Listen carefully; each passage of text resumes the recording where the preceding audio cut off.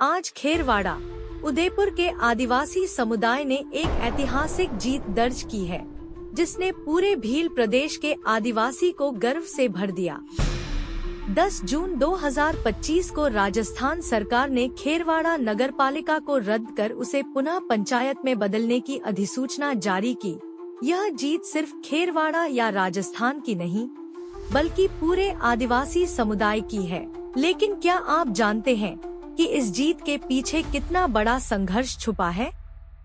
और इससे भी डरावनी सच्चाई यह है कि गुजरात के आदिवासी इलाकों में ऐसी ही साजिश आज भी चुपके से चल रही है।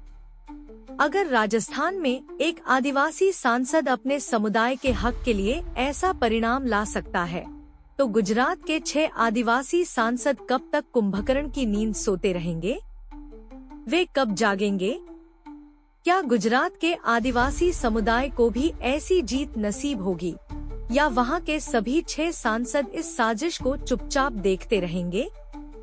आइए इस कहानी को गहराई से जानें। एक ऐसी कहानी जो आपके रोंगटे खड़े कर देगी और आपके दिल को भावनाओं से भर देगी। मैं आपका दोस्त डॉक्टर भाविन कुमार शांतिलाल वसावा, भरूच।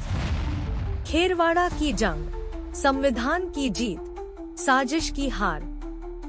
खेरवाड़ा उदयपुर का एक आदिवासी बहुल क्षेत्र, जिसे 23 अगस्त 2023 को सरकार ने राजस्थान नगरपालिका अधिनियम 2009 की धारा 3(1) के तहत चतुर्थ श्रेणी की नगरपालिका घोषित कर दिया था।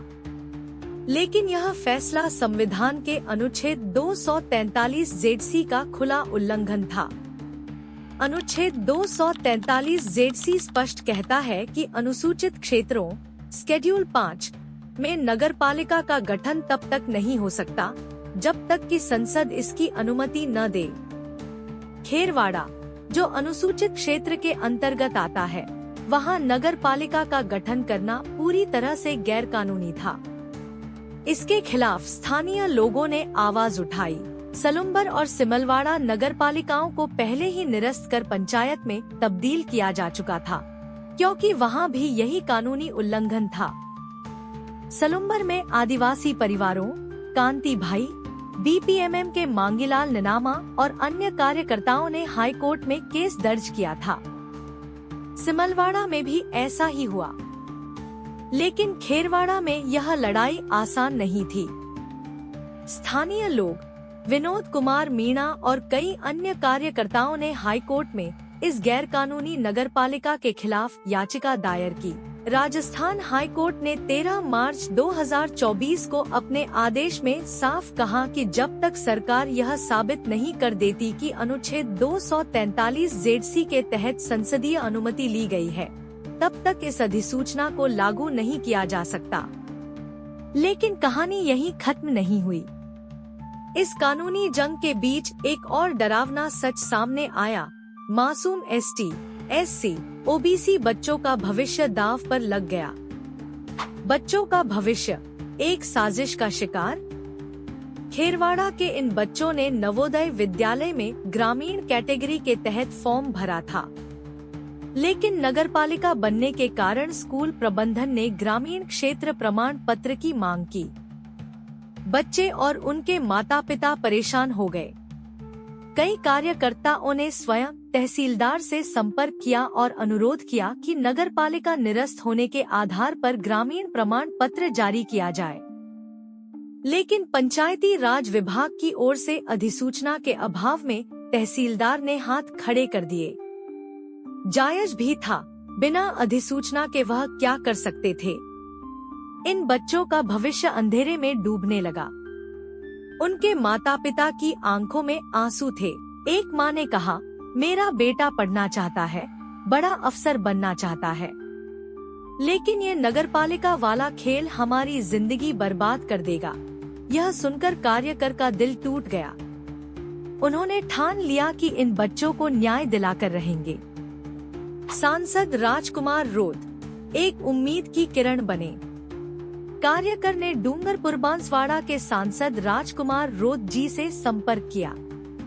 उन्होंने तुरंत इस मामले को गंभीरता से लिया और पंचायती राज विभाग से खेरवाड़ा नगरपालिका को निरस्त करने की मांग की।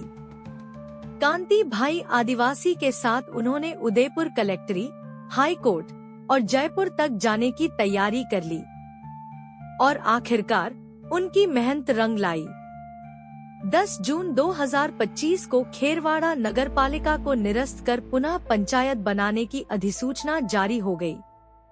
अब उन ST, SC, OBC बच्चों का भविष्य सुरक्षित है। तहसीलदार महोदय अब ग्रामीण क्षेत्र प्रमाण पत्र जारी कर सकते हैं और ये बच्चे नवोदय विद्यालय में पढ़कर अपने सपने पूरे कर सकेंगे।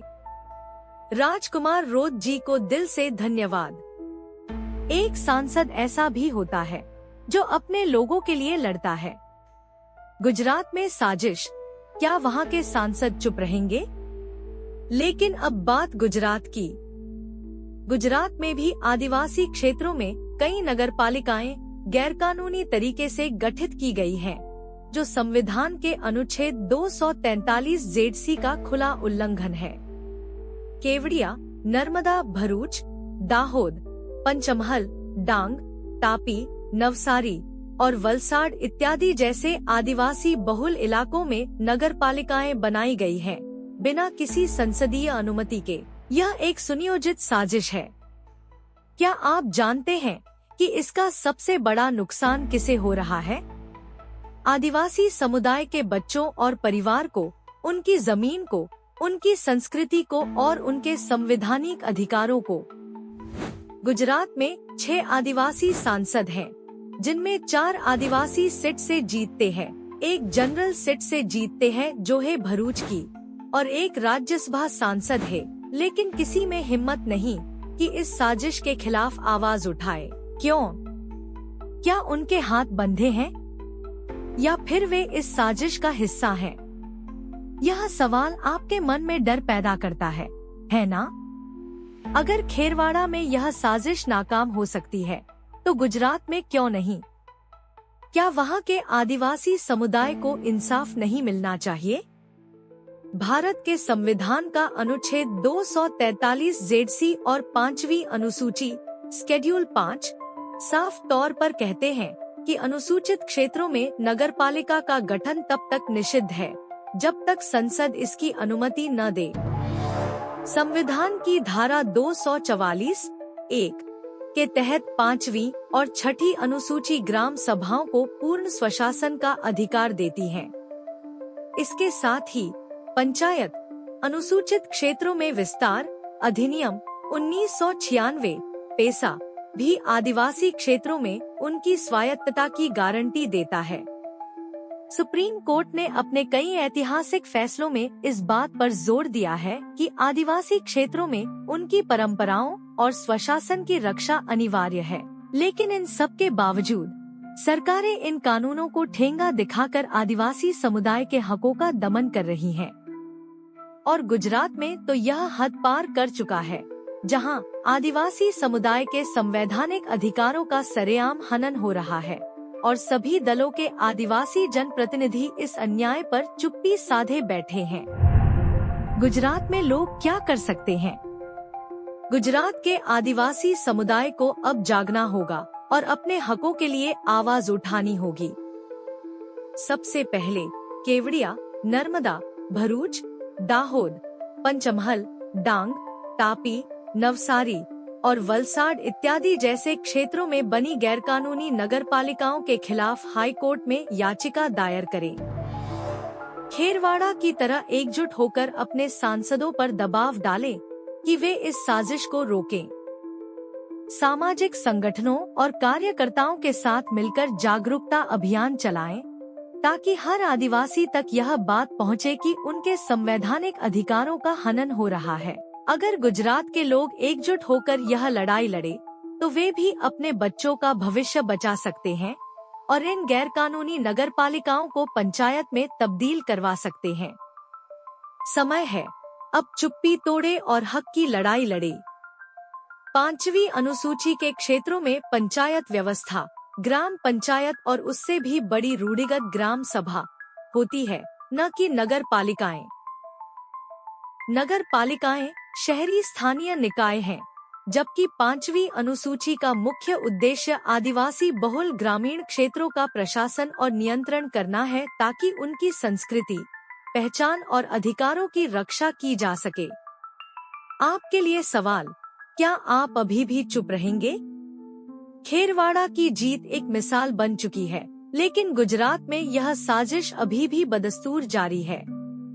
क्या आप अपने बच्चों का भविष्य ऐसी साजिशों के हवाले कर देंगे? क्या आप चाहते हैं कि आपके बच्चों से अच्छी शिक्षा, ग्रामीण कोटे का लाभ, उनकी जल, जंगल, जमीन, खनिज और संवैधानिक हकों को छीन लिया जाए? अगर नहीं, तो अब आवाज उठाइए, अपने सांसदों से सवाल कीजिए। गुजरात में भी यह लड़ाई जीती जा सकती है, लेकिन इसके लिए आपको एकजुट होना होगा। खेरवाड़ा के लोगों ने दिखा दिया कि हिम्मत और एकजुटता से साजिश को हराया जा सकता है। अब गुजरात की बारी है। क्या आप तैयार हैं? इस पोस्ट को हर सोशल मीडिया प्लेटफॉर्म पर शेयर करें, अपने दोस्तों तक पहुंचाएं और इस साजिश को बेनकाब करें। क्योंकि अगर हम चुप रहे तो हमारे बच्चों का भविष्य अंधेरे में डूब जाएगा। हमारे साथ बने रहें। हमारे पेज को लाइक, फॉलो और सब्सक्राइब करें। डॉक्टर भाविन कुमार शांतिलाल वसावा, भरूच से।